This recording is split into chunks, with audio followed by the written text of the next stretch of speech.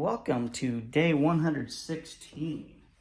We have about 7 days of information, and I'm not going to take up 7 days worth of time to discuss this stuff. But really what we're going through is how David has become king, the things he's done, and I don't want to put stuff in here that I just don't need to go over. We don't need a documentary on everything that's being going on. That's not what I want this to be about. This is about certain things, the list of things that I want to go over, and specific topics as we go through the Bible, mostly prophecy stuff, which we haven't gotten into yet. We had stuff at the beginning, but we're about to get into some more stuff in the next few books. So I've about 5 things I want to talk about for the last 7 days, and then we'll go on. We'll see what happens after that. All right, so something I want to point out that I thought was really cool is God does have an army, and when he fights for us, we can't lose. So let's read 2 Samuel 5:24. Excuse me. It says, when you hear a sound like marching feet in the tops of the poplar trees, be on alert. That will be the signal that the Lord is moving ahead of you to strike down the Philistine army. So God doesn't need the army, but he is going to send an army to help defeat the Philistine army. So that's pretty cool to know that that's there.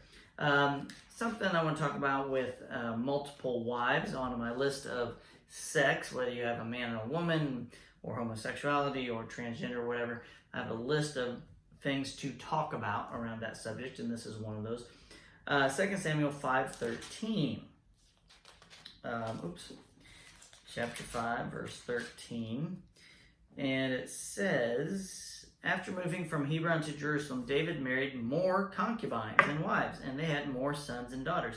So he had multiple children, he had multiple wives, and throughout all of the Old Testament, and I've mentioned this before, anybody who had multiple wives had multiple problems. This is what we call circumstantial evidence, where you just have all these things that are happening, and that leads to credibility in what it is that you're trying to show and prove.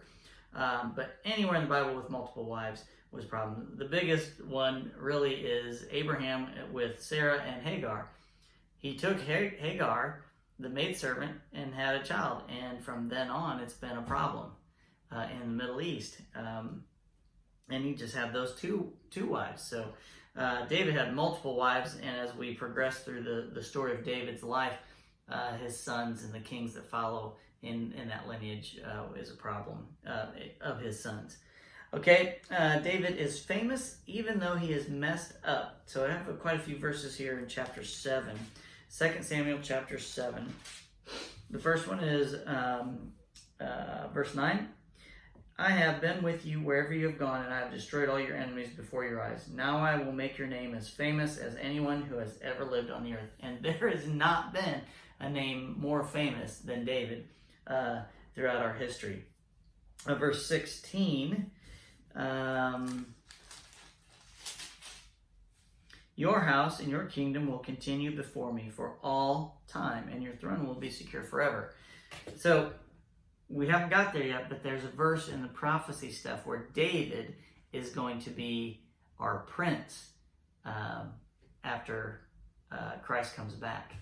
So that tells you that David goes to heaven and he comes back with Christ, and he will be our prince. But we'll get to that when we get through the prophetic books. So I'll point that out. That's really cool. So that was verse 16. Verse 26. And may your name be honored forever, so that everyone will say, the Lord of heaven's armies is God over Israel. And may the house of your servant David continue before you forever. And it will. And verse 29, to end this concept, says, and now may it please you to bless the house of your servant, so that it may continue forever before you. For you have spoken, and when you grant a blessing to your servant, O sovereign Lord, it is an eternal blessing. So if you've been blessed, you understand something. It is an eternal blessing. We're going to go to Psalms, then we'll come back to 2 Samuel. Psalms 51. This was in today's reading. Psalms 51. I've got it marked here. Verse 16. This is on a list of desires of God's attributes and names. You do not desire a sacrifice, or I would offer one. You do not want a burnt offering. The sacrifice you desire is a broken spirit. You will not reject a broken and repentant heart, oh God. So we need to not boast. We need to not put ourselves on a pedestal. We need to consistently understand that we are really insignificant. But at the same time, we are special in God's eyes. He loves us very much. We need to make sure we go throughout the world and be humble in the things that we do and the blessings we've received. And then the last thing on your list for sevens, get out your list for sevens, David's son with Bathsheba. So let's read that. 2 Samuel chapter 12, verse 18. It says, "Then on the 7th day the child died. David's advisors were afraid to tell him. He wouldn't listen to reason while the child was ill. They said, what drastic thing will he do when we tell him his child is dead?" Okay, so David realized they were talking about him. So David, committed adultery with Bathsheba. They had a child. That child died after 7 days of being ill. So there's a 7 that's not necessarily a great thing. Isn't a great thing. And I say not necessarily because sometimes we think some things might be bad, and in general, God has used them for good. So I don't know about that. That's up to God. But then he has Solomon with Bathsheba after that. Jedediah is what God wants him to be called. Something cool to be thinking about. So that is your days 110 through 116.